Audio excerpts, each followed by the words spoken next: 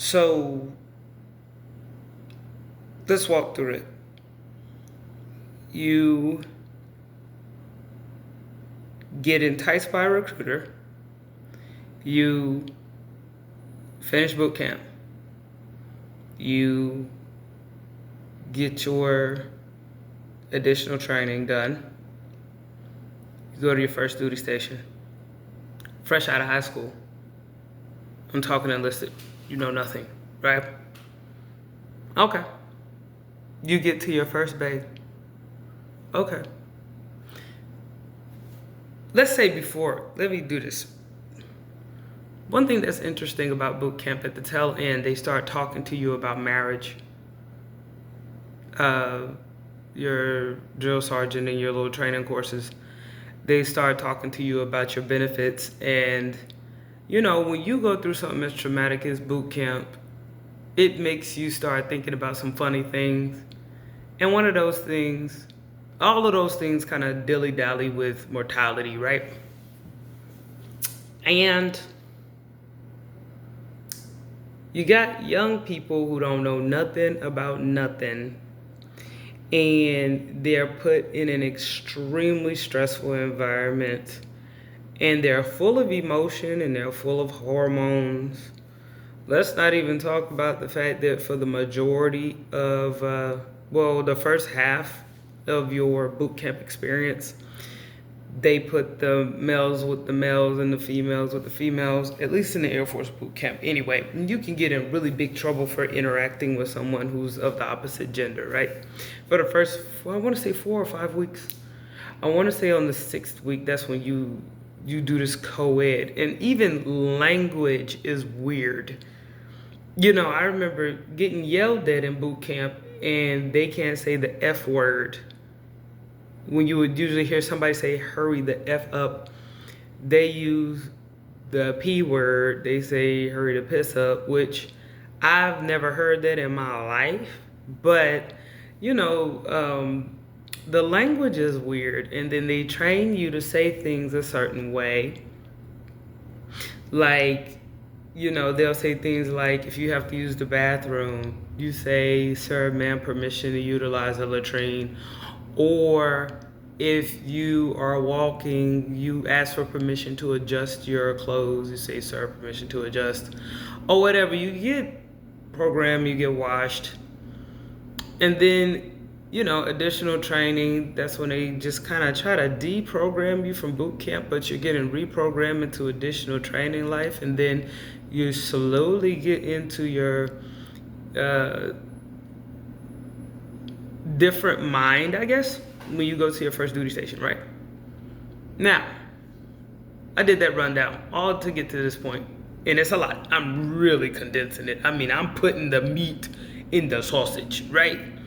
Sausage liner. Anyway, so you get that, and now you're just kind of thrown into this existence with a bunch of different random people from all over the United States, and some people even from overseas, and they're here because they're trying to get their visa, which that's really trippy to deal with people who are trying to get a visa or trying to get their American citizenship. You're thrown in the mix with people who are trying to get their student loans forgiven, so some college dropouts, or you're just in this sea of people, right? And their worldview, how they were raised, how they were taught to be, is really wild. But this is something that's really interesting. Now I'm gonna start talking about me. As a black woman who grew up in the South, the black people in the military weirded me out. To this day, I can't think of one black person. You know what? Let me scratch that.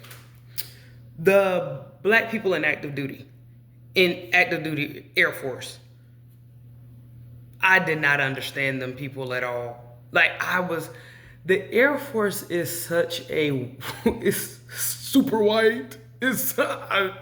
Last time I looked it up, I think only 4% of the United States Air Force, I shouldn't say that. Well, whatever. The United States Air Force's demographic is black female. Okay. I don't know how many is black male, but I ain't even bothered to look it up because I felt like I was the only black woman in the Air Force. And you know what? It's probably me. You know what I mean? My personality is it be personality in whatever. I be doing it. So it'd be weird. It get weird, real quick. Anyway, I ain't fitting. I mean, when I was in, there was a lot of black people in the Air Force trying to prove that they were blacker than the next one.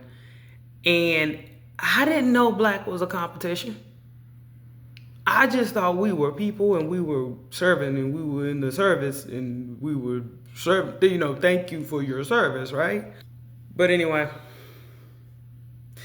one of the things that I thought was interesting was you have a lot of very undeveloped minds all pushed into this hierarchy of rank. And there are people who were there before us, and a lot of them come from a generation that doesn't know much about social media or computers or trends. They've been stuck in this military bubble. There is a totally different culture in the military. And for those of us, I went in 2010, and that's when a lot of people my age, they were into social media or at least getting into it. And then we have these old heads who outrank us and they know nothing about social media statuses and updates and all these different things. And, I remember when I was in, and there were people in my age group, and we would make fun of our superiors right in front of their faces. We will have Facebook pulled up, and we will be chatting on Facebook on our cell phones in the office, talking to each other. And a lot of our higher ups were fascinated with the fact that we were talking to each other without having each other's phone numbers. That's how outdated these guys are. And I hope I'm not saying too much, but there was this disconnect. The older military members were like, oh, I'm a sergeant and you just joined. And back when I was your rank, I had the fear of God in me when I saw somebody who outranked me. And we were like, and? Their culture is just so dry and dumb. And I guess back in the day, you could intimidate somebody with the stripes on your arm or with the insignias on your collar. But this newer generation, I guess the older generation, and this is not just military, but I guess they had something to fear because they had something to lose. And that's a major situation that my generation, we've been out here. Nothing has been handed to us at all. Not to say the older generation has stuff handed to them, but I have to say the government was much richer. You can choose a loser route in life. You can be like, you know what? If this doesn't work out, I'm just going to get on welfare. Good luck with that. In my generation, good luck with that. Veterans today, they're struggling right now. They're getting cut right now. Thank you for your service. Thank you for what? The fact that homeless veteran is a common terminology, disabled vet. It's and then most time when people think of disabled veterans and homeless veterans, they're thinking, oh, crazy person talking to themselves because they're shell shocked or something like that. No, we got pipelined into something that was, when I tell you the military throw money at you like you a stripper, you get money back to back, and then you get paid if you have a spouse, or you get paid if you have a dependent, which brings me back. I know I'm jumping a lot, but brings me back to this whole talking to you about marriage and stuff. And when you're young, and you've been through something as traumatic as boot camp, and you want somebody to understand you so flippin' bad, and they tell you stuff like, oh, we'll pay you extra if you get married, or we pay for dependents. That girl you wanted to bang in high school who was a baby mama, and all of a sudden she remembered you because she found out that you joined the military and you're successful, and she looked up how much your pay grade makes annually, not understanding that you live on base, not understanding you don't get to bring all that money home. All she sees is you could take care of little Timmy. That's traumatic. But a lot of these guys who joined the military ain't had much hitting on them anyway before they got in. That's why they joined. If they was hotness, they most likely wouldn't have joined. If they had something popping for them before they joined, most likely they wouldn't have joined. Now, I'm not talking about the guy that's like third generation army or whatever, or the diehard veteran, the diehard patriot that want to serve their country. I'm talking about the average Joe Schmo dude nobody even paid attention to. All of a sudden, the girl you wanted to bang in high school that never even looked your way is hitting you up, DMing you. That girlfriend that never acted right, she loved you so much. It's called separation anxiety. But you don't know that. Same thing with the women. I could say the same exact thing. You want to get out your mama's house? You want to be independent? Whatever.